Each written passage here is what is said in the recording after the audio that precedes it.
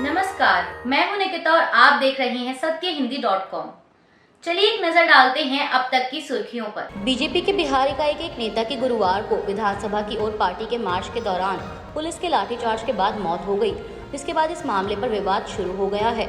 इस पूरे मामले पर बिहार बीजेपी के अध्यक्ष सम्राट चौधरी ने मुख्यमंत्री नीतीश कुमार को सीधे तौर पर निशाने पर लिया है। उन्होंने कहा कि नीतीश कुमार हत्यारे हैं और उन्होंने बिहार के लोकतंत्र को शर्मसार किया है।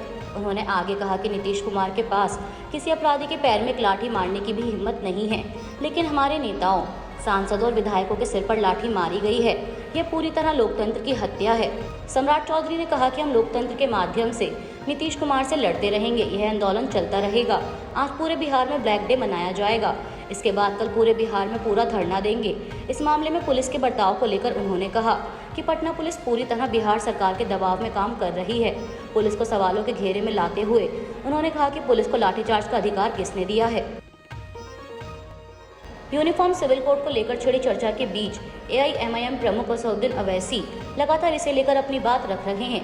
असदुद्दीन ओवैसी ने शुक्रवार 14 जुलाई को प्रेस कॉन्फ्रेंस कर कहा कि हमने लॉ कमीशन को अपना रिस्पॉन्स और उसके साथ रिटायर्ड जस्टिस गोपाल गौड़ा का लीगल ओपिनियन भी भेजा है।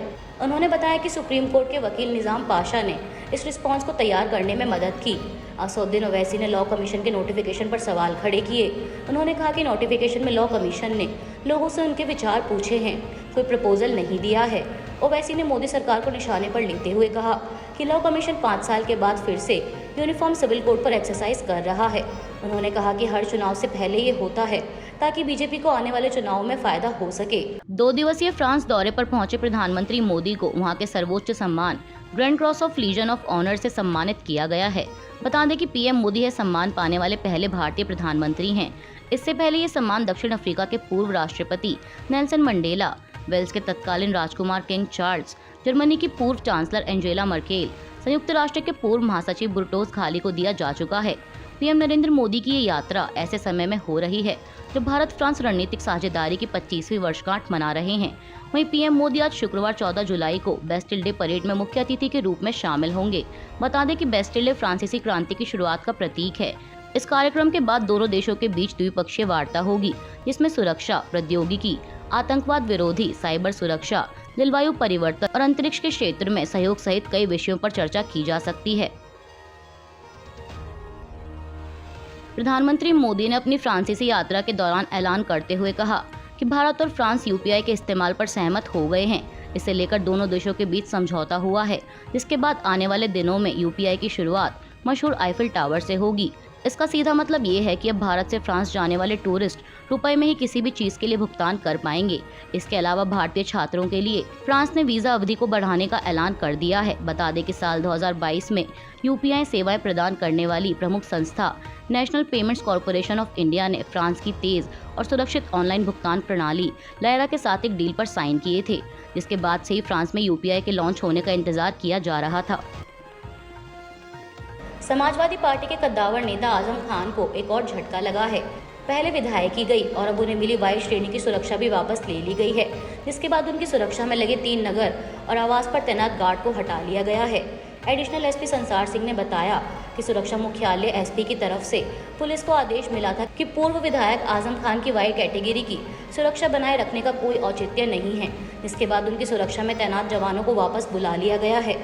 बता दें कि 8 नवंबर 2022 VIP सुरक्षा मुहैया कराए जाने के लिए राज्य स्तरीय सुरक्षा समिति की एक बैठक हुई थी।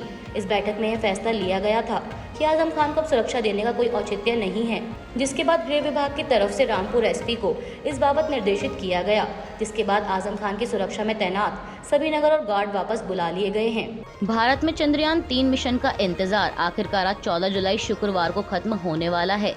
भारतीय अंतरिक्ष अनुसंधान संगठन आज शुक्रवार को चंद्रयान 3 को लॉन्च करेगा। बता दें कि आंध्र प्रदेश के श्रीहरिकोटा सेंटर से दोपहर 2:35 पर चंद्रयान 3 की लॉन्चिंग होगी और 615 करोड़ की लागत से तैयार हुआ ये मिशन करीब 50 दिन की यात्रा के बाद चंद्रमा के दक्षिणी ध्रुव के पास लैंडिंग करेगा। आपको बता दें कि अगर चंद्रयान 3 की लॉन्चिंग सफल रहती है तो भारत ऐसा करने वाला चौथा देश बन जाएगा। वहीं इससे पहले अमेरिका, रूस और चीन चंद्रमा पर अपने स्पेसक्राफ्ट उतार चुके हैं।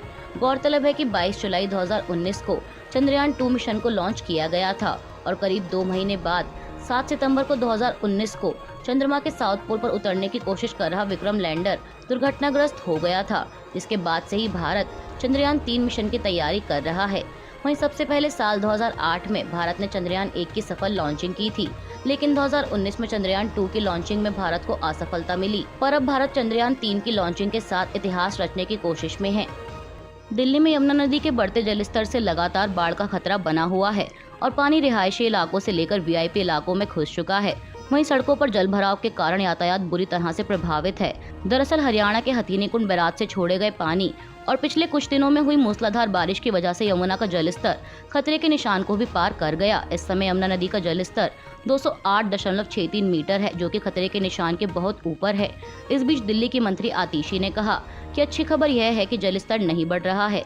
कल दोपहर 1 बजे से शाम 7 बजे तक स्थिर था और अब यह बहुत धीरे धीरे कम हो रहा है, लेकिन यह 0.1 मीटर की दर से घट रहा है। इसलिए पानी कम होने के लिए इसमें 1 दिन का समय लगेगा।